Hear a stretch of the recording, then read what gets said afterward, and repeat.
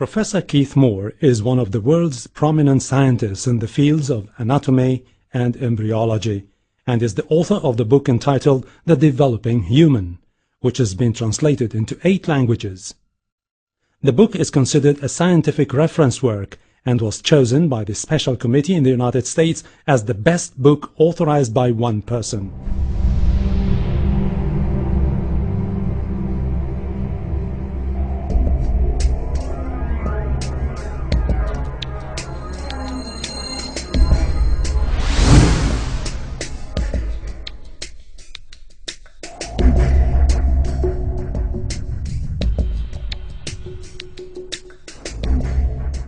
In the 1940s, Professor Streeter of the Carnegie Institute of Embryology in Washington, D.C.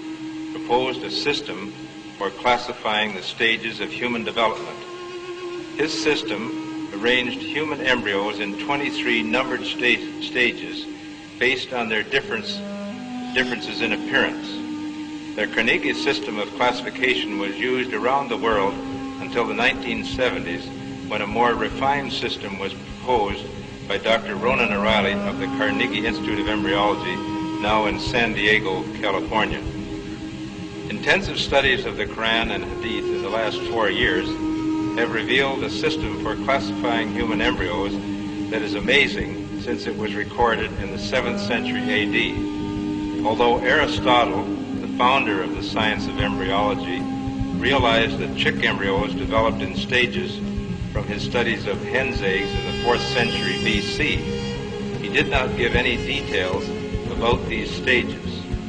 As far as it is known from the history of embryology, little was known about the staging and classification of human embryos until the 20th century.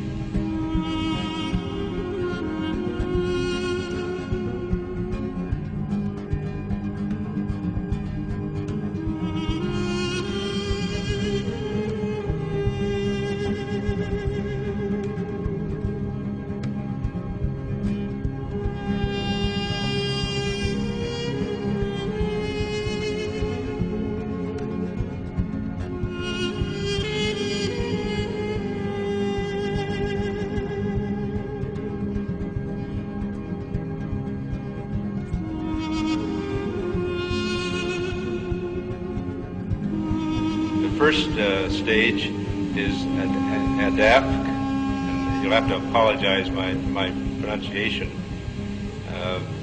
This is from Surah Tariq 6. He is created from a drop emitted.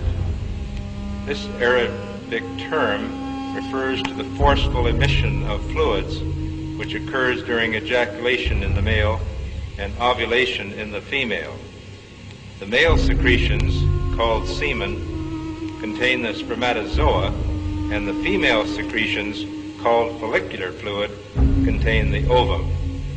This is the stage of fertilization and the nutfa, and after this is what we call the zygote, referred to in the Quran as the nutfa, and the nutfa undergoes division, which we call cleavage, as it passes down the uterine tube.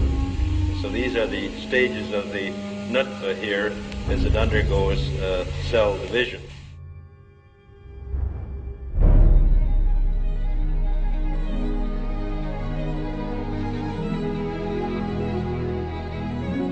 Another important aspect of the information mentioned in the verses of the Quran is the developmental stages of a human in the mother's womb.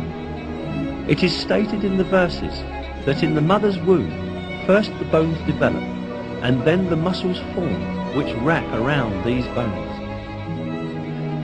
We then formed the drop into a clot, and formed the clot into a lump, and formed the lump into bones, and clothed the bones in flesh, and then brought him into being as another creature. Blessed be God, the best of creators.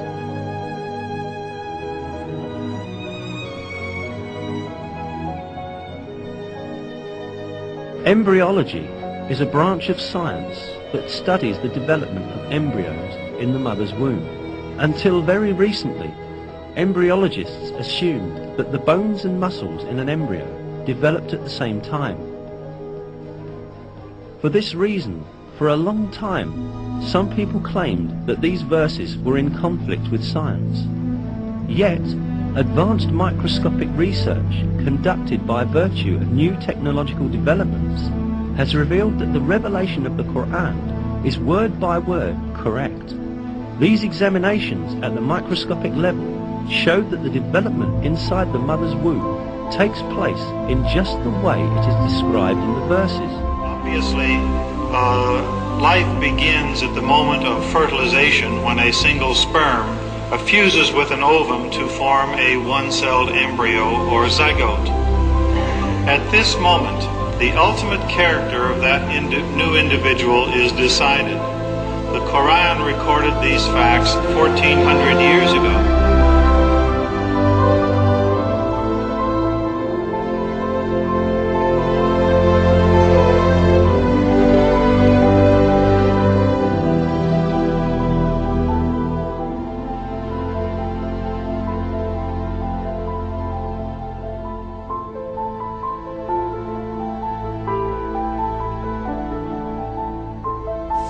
Little was known about the staging and classification of human embryos until the 20th century. For this reason, the descriptions of the human embryo in the Quran cannot be based on scientific knowledge in the 7th century. The only reasonable conclusion is that these descriptions were revealed to Muhammad from God, from God, from God, from God.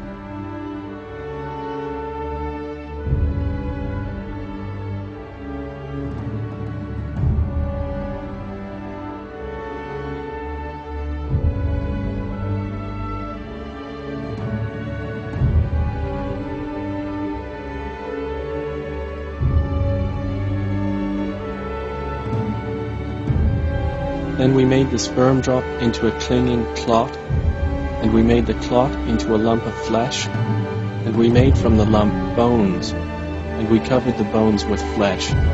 Then we developed him into another creation. So blessed is Allah, the best of creators.